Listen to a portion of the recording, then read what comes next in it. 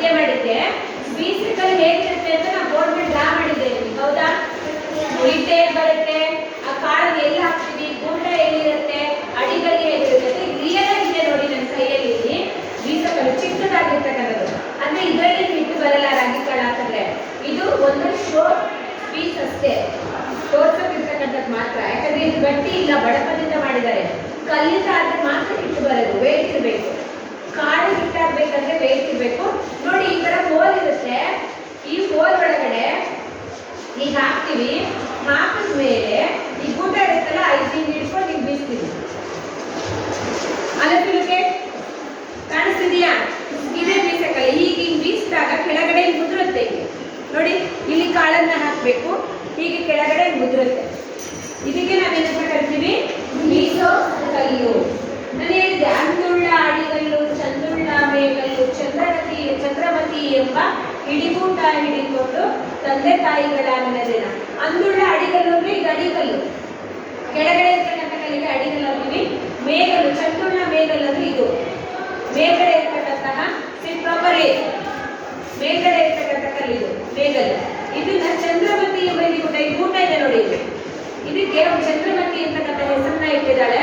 ಇಂದಿನ ಕಾಲದಲ್ಲಿ ಈ ಬೀಸೆ ಕಲ್ಲಿನ ಮೂಲಕನೇ ಕಾಳುಗಳನ್ನೆಲ್ಲ ಹಿಟ್ಟು ಮಾಡಿ, ರಾಗಿ, ಜೋಳ, ಅಕ್ಕಿ ಎಲ್ಲ ಹಿಟ್ಟು ಮಾಡಿ ನಮಗೆ ರೊಟ್ಟಿಗಾಗ್ಲಿ, ಮುದ್ದೆಗಾಗ್ಲಿ, ಅಂಬ್ಲಿಗಾಗ್ಲಿ ಬಳಸ್ತಾ ಇರ್ತಕ್ಕಂಥದ್ದು. ಯಾಕಂದ್ರೆ ಅವಾಗ ಮಿಷನ್ಗಳಿರ್ಲಿಲ್ಲ.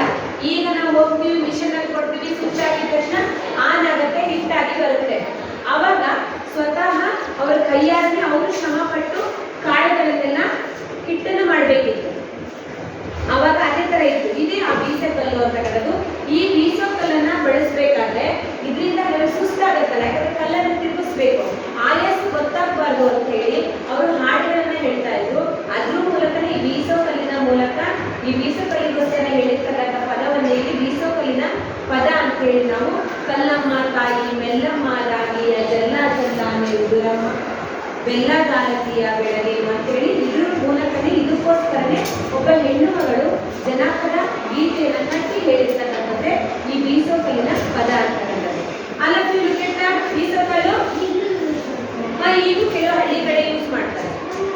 ಹಳ್ಳಿ ಕಡೆ ಈಗೂ ಕೂಡ ಮನೆಗೆ. ಆಮೇಲೆ ಇನ್ನೂ ಒಂದೇನಂದ್ರೆ, ಸಂಪ್ರದಾಯದ ಪ್ರಕಾರ ಇದನ್ನ ಮನೆ ಗೃಹ ಪ್ರವೇಶ ಟೈಮಲ್ಲಿ ಮತ್ತೆ ಮದುವೆ ಟೈಮಲ್ಲಿ ಪೂಜೆ ಮಾಡ್ತಾರೆ.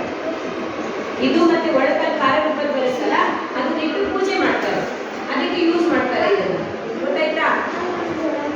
ಹಾ, ನಮ್ಮನೆಯಲ್ಲೂ ಇದೆ, ಆಯ್ತಾ? ಹಾ, ಗೊತ್ತಾಯ್ತಲ್ವಾ? ಇದು ನೋಡಿದ್ರಲ್ವಾ ಬೀಸಕಲೆ ಹೇಗಿರುತ್ತೆ ಅಂತ? ಇದು ಹೇಗೆ ನೋಡಿ